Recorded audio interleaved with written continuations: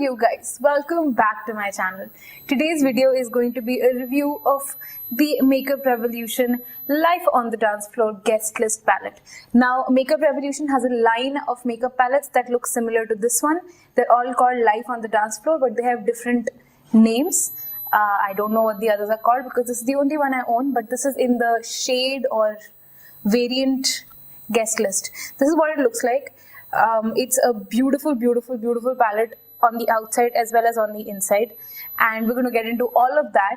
But before we get started, thank you so much for tuning in and thank you so much for watching today. If you like me, if you like my videos, go ahead and hit that subscribe button down there and also hit the notifications bell so that you guys can know every time I upload. And as soon as I upload, YouTube has this thing now where they don't let you know when somebody has uploaded, even if you are subscribed to them. So if you want to know when I upload and you want to watch my videos as they come out, go ahead and don't forget to hit the notifications bell.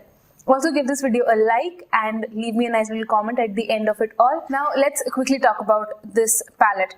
Now this palette looks something like this. It has a beautiful glittery outside packing, but it's not it's textured, but it's not loose glitter stuck on top that comes off. It doesn't come off on your hand. It's nice and well packaged. When you feel it, it feels like it's very well made. It doesn't feel cheap quality like some palettes can tend to look like that. I have a few Makeup Revolution palettes that do end up looking like that, but this is not like that. The packaging is very sturdy, glittery up front with Makeup Revolution London written right here and plain black at the back. The palette retails for 1950. I got it on Nykaa.com. And no, this video is not sponsored by them, but Nykaa.com and other websites that carry brands such as Makeup Revolution do keep doing flash sales. I ended up buying mine for 1463. So it has a very nice warm set of shades, and for somebody like me who really enjoys her berry tones and her oranges and pinks, I'm really very much into that. So for me, this palette really works out. So it's great, but for those of you who prefer to have cooler tone shades or even mid-tone shades, this may or may not work out for you. For someone like me, this is a wonderful palette because I do own other palettes that kind of compensate for the colors that are missing in this. It has a decent number of mattes and shimmers, and very surprisingly, I find that the matte shades in this palette are so much better than the shimmer shades. They are nice and buttery and creamy. I'll just swatch a few matte ones out there for you. I've got these three shades right here, and they're actually really pigmented and really buttery smooth to work with. They blend very easily, and I don't know, it's just been a real pleasure applying these shadows and testing them out and really trying them before I talk about them. So overall, I think I really approve of the matte shades in this palette. All shades in this palette are not made equal, however. For example, this shade right here, these three are the most shimmery shades of the palette, and they actually look pretty cute on my hand. They are light, but the pigmentation that transfers on your hand is not very great either. Can you see? I just over swatched it a little bit. But as you can see, the shimmer is nice, but you don't really get a lot of color payoff, unfortunately, from any of these. The last one is probably the best, but even then, it doesn't transfer very well on the eyes when you're trying to kind of build up color, and it ends up looking really frosty, but doesn't really show too much pigmentation. That's something, again, you want to keep in mind. My absolute favorite shade from this is this one right here. And this is a gorgeous shimmery cranberry shade. I really love this shade. This is good enough for me that the whole palette works out, but it's not the only one. You have beautiful shades such as this one, and what else? I think this one that actually works out really well. They're both mattes and they're beautiful. They're gorgeous to swatch, they're gorgeous to wear. Overall, they're really nice. Now, you do want to remember, this is a very warm palette. It's not the kind of palette that has a little bit of neutrals here and there, a little bit of warm here and there, a nice bright cool shade somewhere. It's not that palette. It is a standalone hot warm palette, and even the lightest shade over here, as you can see, which would typically, I would assume, go for your overall eye setting, it doesn't really do that. It's too yellow. It's too warm, it's not even showing up on my skin right now, but it's not supposed to be a very dark color. It's nice enough, the quality is nice, but it's not light enough for someone like me to set my primer with it, for example, or use it to highlight my brow bone. I require a nice cool tone bone shade, a white shade for something like that, so I ended up not using this palette to highlight my brow bone today. But if you are darker skinned than I am, then I think this shade will work as a nice overall shade for you, because it is a nice, highly pigmented, very soft color, and it does its job very well. It's just not the right shade for me. I also wish they had a nice black, because the darkest shade in this palette, which is this one, it's not black. It is it's like a purple chocolate gray, but it's not black, and that's something I really do miss about this palette. So again, a nice white and a nice black would have been very, very useful to someone like me. So overall, I really like this palette. I am very glad that I ended up deciding to buy this. I get some use out of it every single day. But you need to keep in mind that this palette and its uses, for me at least, are rather loud. And also, it is not a standalone basic palette. So if you're just building your collection, you're still looking to buy your first big palette and that has a lot of colors and you're sorted for a while, this is not the palette you want to go for. This is a nice second palette to have, or a third one once you've got your basic browns, basic whites, basic neutrals set.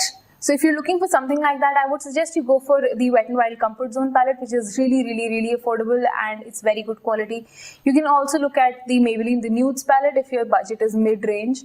So those kind of palettes are probably better as your first palette, and this is something that I would suggest you only go for if you are a collector like I am. I love these shades, but it doesn't bother me that I can't get a full look of eyeshadow out of this palette alone.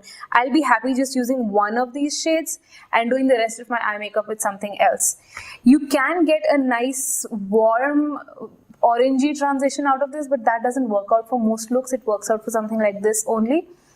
But if you're looking for like a nice matte brown, a medium tone white, a nice black, maybe something more neutral and something more suited to your skin tone, then I would suggest you stay away from this one and buy this later.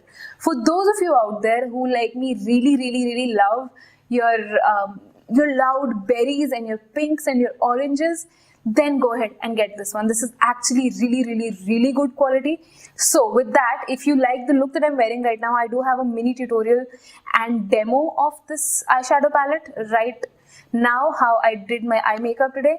So go ahead, let's cut to that and we'll come back and talk more. So I'm starting out with this shade Hip, and I'm taking it on my Real Techniques crease blending brush, and just using this as my first transition / crease color.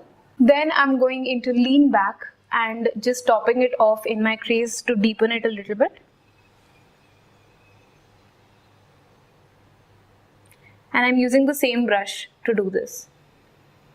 Then I'm going back into Hip a little bit and just blending above my crease with it to create a nice transition.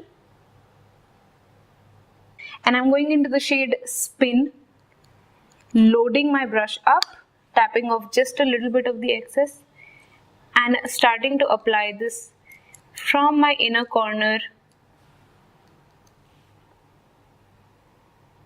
to the center of my lid. It's a very light shade and it's probably the least pigmented and the least showy shade in the whole palette, but it makes for a nice transitional base shade for me. Then I'm going into the next shade and applying it to the outer half of my eyelid. Now I'm just going to quickly blend them with an empty brush little bit. Then I'm going into the shade Bold and applying it to the outer third of my eyelid. It's the most metallic shade of the palette and it's a nice deep cranberry color.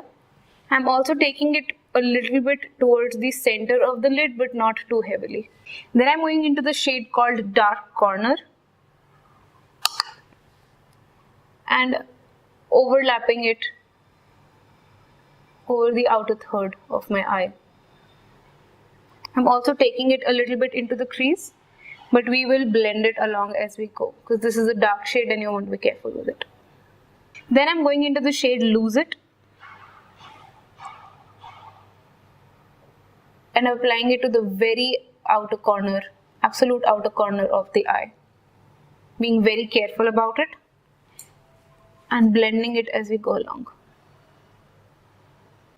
I'm taking the slightly lighter shade 2AM and applying it to the center of the lid and topping it off with Bold where it kind of got buried under other shades. Then I'm going back into my two transition shades, Hip and Lean Back, taking them together and blending out the crease once more. Then I'm going into the shade Black Light on a small brush and applying it to my lower lash line. Blending it out.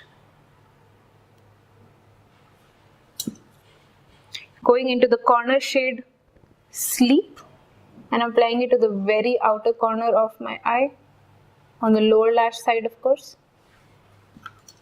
And again blending it out. For my inner corners and my brow bone highlight, I am going to be using my face highlighter, which will be reviewed probably in the next video, so stay tuned for that. But this is the eyeshadow look that I've kind of come up with my eyeshadows. I'm going to quickly do my liner and my lashes and the rest of my eye makeup look, and we will be back in like a split second. So yeah, that was our demo for the Life on the Dance Floor guest list palette. I really hope you enjoyed it. If you did, go ahead, give this video a big thumbs up, and again request you to subscribe to my channel and turn on notifications to actually get notified when the people you subscribe to, when they post. With that, I also request you to follow me on all of my social media. They're listed right here on the screen and they're also listed in the description box, so go ahead and follow me everywhere. With that, I also thank you for watching me today's, giving me your time of day. I really had a good time shooting, and yeah, I give this palette a definite thumbs up. I think that's all for today. I will see you all in my next one. Bye bye.